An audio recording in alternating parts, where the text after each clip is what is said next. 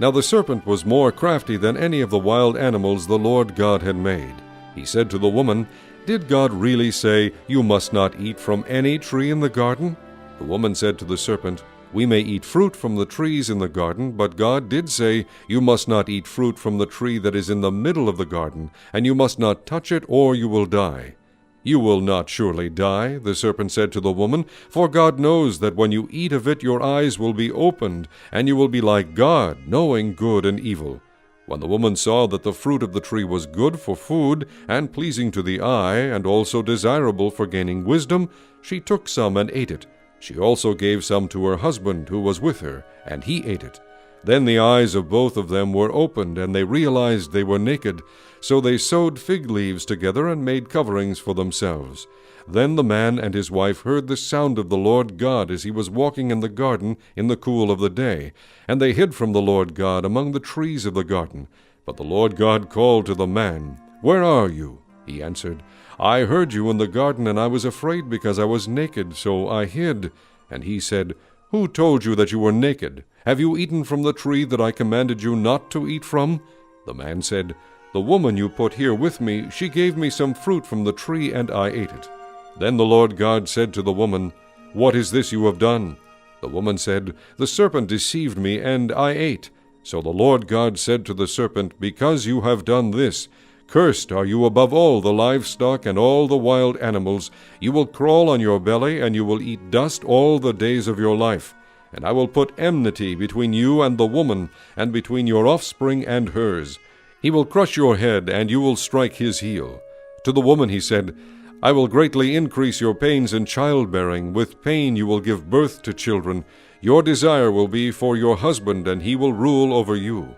To Adam he said, "Because you listened to your wife and ate from the tree about which I commanded you, you must not eat of it. Cursed is the ground because of you. Through painful toil you will eat of it all the days of your life.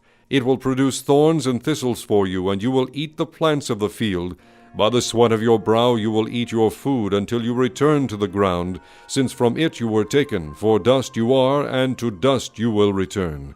Adam named his wife Eve, because she would become the mother of all the living. The Lord God made garments of skin for Adam and his wife, and clothed them. And the Lord God said, "The man has now become like one of us, knowing good and evil. He must not be allowed to reach out his hand and take also from the tree of life and eat, and live forever." So the Lord God banished him from the Garden of Eden to work the ground from which he had been taken. After he drove the man out, he placed on the east side of the Garden of Eden cherubim and a flaming sword flashing back and forth to guard the way to the tree of life. Adam lay with his wife Eve, and she became pregnant and gave birth to Cain. She said, "With the help of the Lord I have brought forth a man." Later she gave birth to his brother Abel. Now Abel kept flocks, and Cain worked the soil. In the course of time Cain brought some of the fruits of the soil as an offering to the Lord, but Abel brought fat portions from some of the firstborn of his flock. The Lord looked with favor on Abel and his offering, but on Cain and his offering he did not look with favor. So Cain was very angry, and his face was downcast. Then the Lord said to Cain, "Why are you angry? Why is your face downcast? If you do what is right, will you not be accepted? But if you do not do what is right, sin is crouching at your door. It desires to have you, but you must master it." Now Cain said to his brother Abel, "Let's go out to the field." And while they were in the field, Cain attacked his brother Abel and killed him. Then the Lord said to Cain, "Where is your brother Abel?" "I do not know," he replied. "Am I my brother's keeper?" The Lord said, "What have you done? Listen, your brother's blood cries out to me from the ground. Now you are under a curse and driven from the ground, which opened its mouth to receive your brother's blood from your hand. When you work the ground, it will no longer yield its crops for you. You will be a restless wanderer on the earth." Cain said to the Lord, "My punishment is more than I can bear. Today you are driving me from the land, and I will be hidden from your presence. I will be a restless wanderer on the earth, and whoever finds me will kill me." But the Lord said to him, "Not so. If anyone kills Cain, he will suffer vengeance 7 times over." Then the Lord put a mark on Cain, so that no one who found him would kill him. So Cain went out from the Lord's presence, and lived in the land of Nod, east of Eden. Cain lay with his wife, and she became pregnant and gave birth to Enoch. Cain was then building a city, and he named it after his son Enoch. To Enoch was born Irad, and Irad was the father of Mehujael, and Mehujael was the father of Methushael, and Methushael was the father of Lamech. Lamech married two women, one named Ada, and the other Zillah. Ada gave birth to Jabal. He was the father of those who live in tents and raise livestock. His brother's name was Jubal. He was the father of all who play the harp and flute. Zillah also had a son, Tubal-Cain, who forged all kinds of tools out of bronze and iron. Tubal-Cain's sister was Naamah.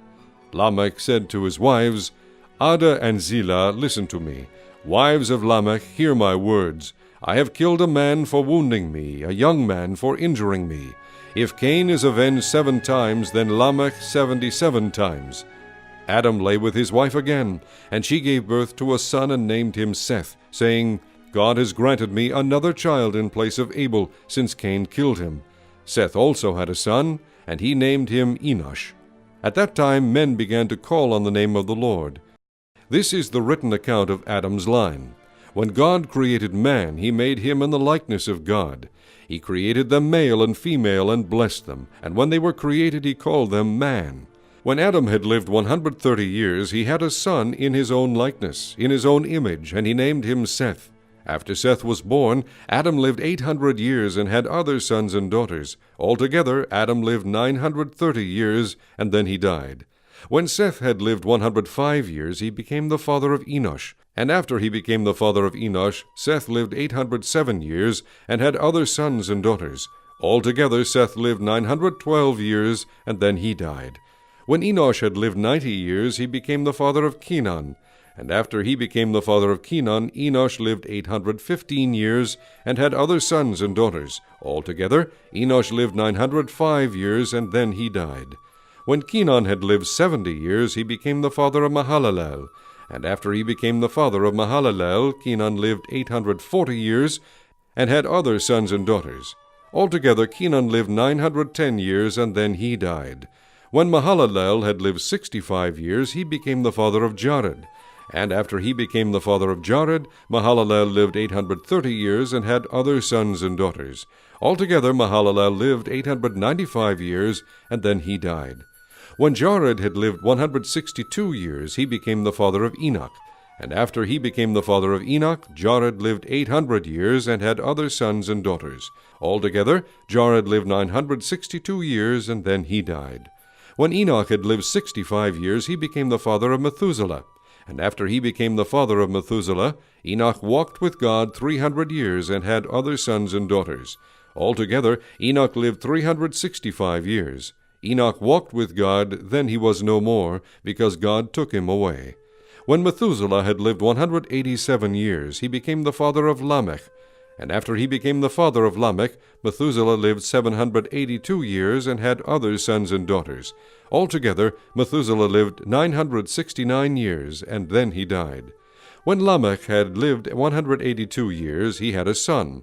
He named him Noah, and said, He will comfort us in the labor and painful toil of our hands caused by the ground the Lord has cursed. After Noah was born, Lamech lived 595 years and had other sons and daughters. Altogether, Lamech lived 777 years, and then he died. After Noah was 500 years old, he became the father of Shem, Ham, and Japheth.